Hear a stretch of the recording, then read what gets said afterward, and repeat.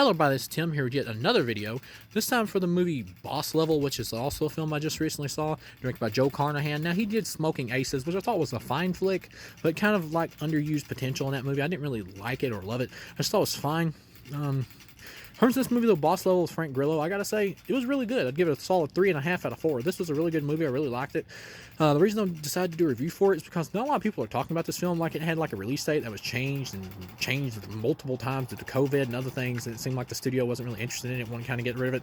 Ultimately, it landed up on Hulu. Now, a lot of people that have watched this film have really enjoyed it, including critics, and I gotta say I can see why. This is a very enjoyable movie. It's not a perfect film. There is flaws, of course. Pretty much the movie is like an action film version of Groundhog Day. You got Frank Grillo, whose ex-wife is played by like Naomi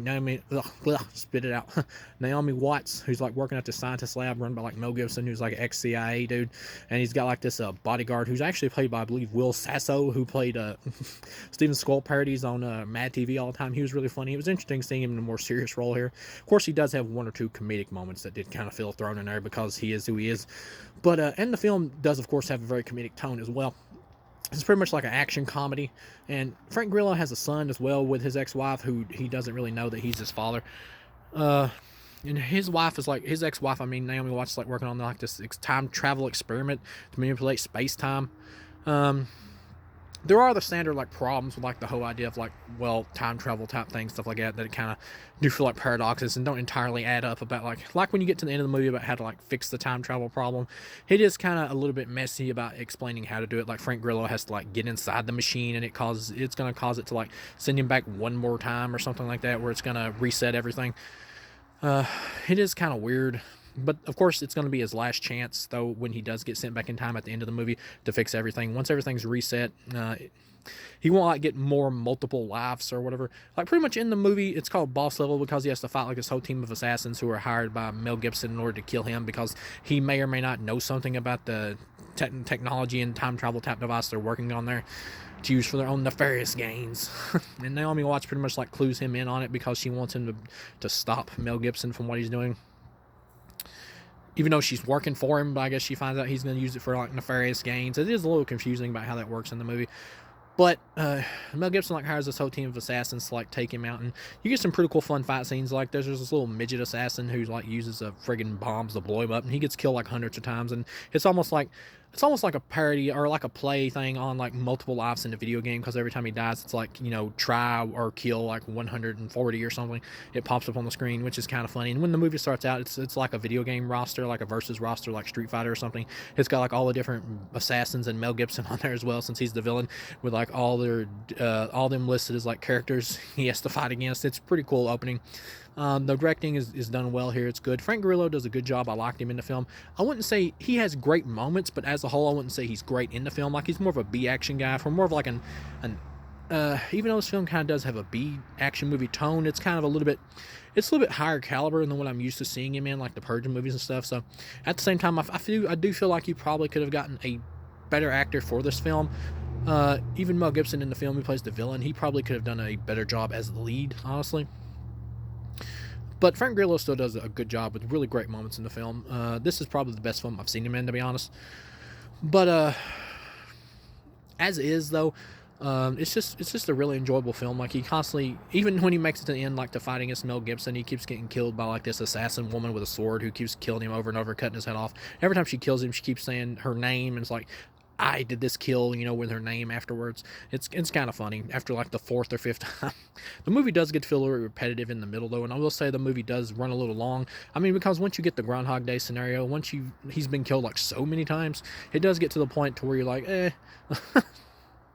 They do throw in the idea though that he's like a special forces guy, which is interesting because it does make some plot holes, because when it gets to the end of the movie, even after he's like, when he gets to like the third act of the movie, what I mean is like even after he's managed to make it past all the assassins, he has to like break into the facility that Mel Gibson is in. He keeps doing these like obvious things that would get him caught, like break-in wise, and it's really weird that he would do that considering he's supposed to be like an ex-special forces guy. It's mostly just kind of put in there for comedy relief. But you got Michelle Yeoh in here, who was like in a couple of Jet Li movies, and action fans will know who she is. And she like ends up training him to build a sword fight to take on like the main assassin girl at the end of the movie, who's protecting Mel Gibson, so he can finally beat her after like his 500th try. and she was just in there for like one scene, which was kind of weird that she was only in here for one sequence. But either way, though, she was fine in the movie. Mel Gibson does a good job as the villain in the movie, but he does kind of monologue a little bit too much. But he does a good, solid job here. One thing I will say is like the fight with Mel Gibson that Frank Grillo has at the end. He only fights him like once out of like the 500 times he keeps trying to take him down. He only fights him like once, and it's just kind of like a brief fight, and he managed to take him down pretty easy. Like, it's weird that Mel Gibson plays like an or like an ex CIA guy in here, villain or whatever, but he's not really like a combat person. Like he seems to be able to hold his own, but he doesn't seem like an expert combat dude or anything. Like, he gets took out rather quick, which is kind of weird because you would think hiring Mel Gibson, you'd want like a big fight showdown between him and Frank Grillo since they're both action guys, but you really don't get that here. So that was a little disappointing. He's more just like a villain who just has power or whatever, and plenty of people in working for him who would do whatever he says, who are really good at combat. He's not really like, get your hands dirty, I'll do jujitsu type guy or whatever. But he does a good job. I liked him in the film. He does monologue a little bit too much, though. The tone is really funny. It switches from like action and comedy, or, well, it kind of plays them at the same time. You do get some drama in here too, because once he starts believing that he can't really change anything or whatever, he starts to pretty much just like use his time to bond with his son. That was kind of cool, because you find out later on in the movie that him time traveling and stuff has kind of like destroyed the machine. Is like it causes like a malfunction in the machine that causes like the end of the world. So he has to like go far enough back in time to where he can reset everything and stop the end of the world from happening as well. Eventually, by the end of the movie. The movie is, like I said, well directed by Joe Carnahan. This is probably his best film I've seen of his, out of his work that I've seen. The way he time travels in the movie is cause Naomi Watts like takes like a clip of his hair and some of his DNA and like puts it inside the machine, so it has him like forever locked inside of like space-time continuum, to where he can just keep time looping over and over until he's able to fix the problem.